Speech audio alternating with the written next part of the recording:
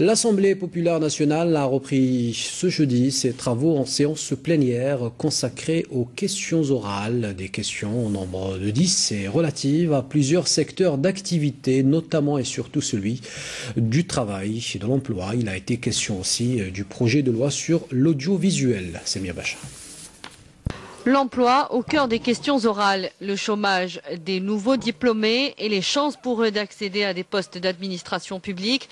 Interpellé sur ses préoccupations, le ministre des Relations avec le Parlement représentant le Premier ministre à cette séance plénière a tenu à rappeler toutes les dispositions consenties par l'État pour répondre à la demande d'emploi, notamment des jeunes diplômés du sud du pays. Assertion confirmée aussitôt par le ministre de l'Emploi et de la Sécurité sociale.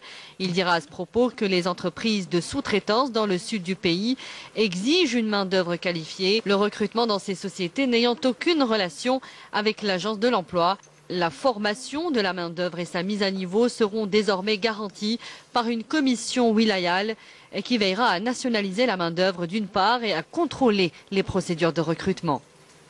Le ministre de la formation professionnelle dira à son tour que le programme élaboré par l'État met en évidence la nécessité de mettre au diapason les spécialités recherchées et les formations disponibles selon les besoins du marché.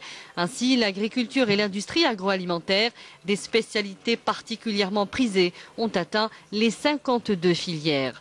D'autres questions se rapportaient à la réalisation des nouvelles villes, des projets qui n'ont pas encore vu le jour.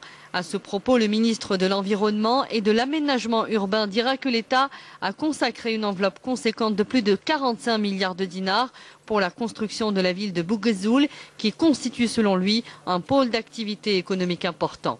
Les retards dans la réalisation du barrage de Mjedel dans la wilaya de Msila a fait aussi l'objet d'interrogations.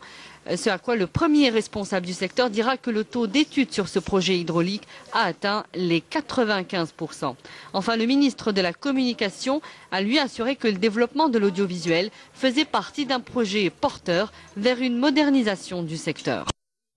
L'emploi, sujet phare de ces plénières, le ministre du secteur a souligné qu'une réflexion suivait son cours pour l'institution de nouveaux avantages fiscaux destinés à encourager les entrepreneurs à investir dans les projets de développement au sud du pays. On l'écoute.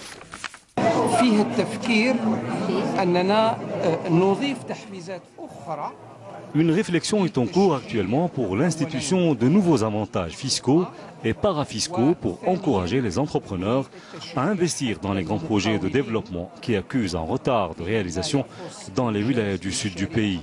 Ces nouveaux avantages consistent en des réductions des charges sociales et des impôts qui visent à encourager l'investissement créateur de richesses dans la région et contribueront dans une large mesure à créer des postes d'emploi.